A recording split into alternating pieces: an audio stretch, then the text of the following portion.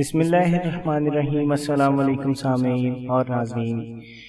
دوستو، آج اس ویڈیو میں ذکر کریں گے کہ خواب میں پشت یعنی پیٹھ یا کمر دیکھنے کی کیا دلیل ہے۔ حضرت ابن سیرین رحمۃ اللہ تعالی علیہ فرماتے ہیں کہ خواب میں پشت دیکھنی مردانگی اور قوت پناہ اور مدد طلب کرنی ہے۔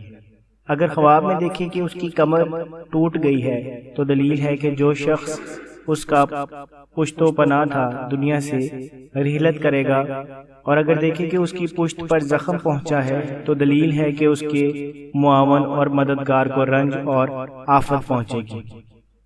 حضرت ابراہیم کرمانی رحمۃ اللہ تعالی علیہ نے فرمایا ہے کہ پشت کے مہرے قوت اور فرزند ہیں، اور جو صلاح اور فساد کمر کے مہروں میں ہے اس کی تعویل خواب میں دیکھنے والے کے فرزند ہے۔ اور اگر خواب دیکھے کہ اس کی پشت سخت اور قوی ہے تو دلیل ہے کہ اس کا فرزند جسم کا قوی اور عاقل و دانا ہوگا۔ اگر خواب میں دیکھے کہ کوئی چیز پشت پر لی ہے تو دلیل ہے کہ مردے کے لوگوں سے اس کو محنت ملے گی، اور اگر دیکھے کہ اس کی پشت مڑ گئی ہے تو دلیل ہے کہ اس کا حال بد ہوگا۔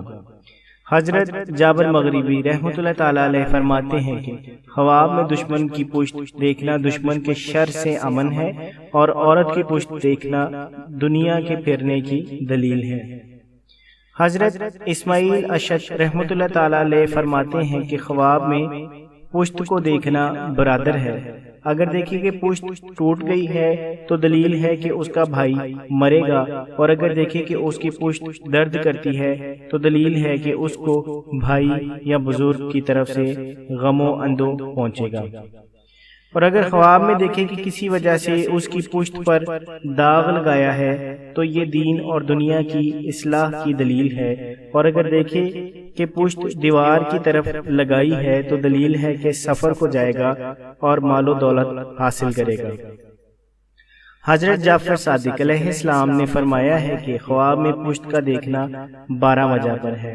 اول قوت، دوم برادری، سوم دوست، چہارم بادشاہ، پنجم وزیر، ششم حجت، ہفتم باپ، ہشتم بھائی، نہم لڑکا، دہم مال و دولت، یازدہم مدد دینا، دوازدہم دادا۔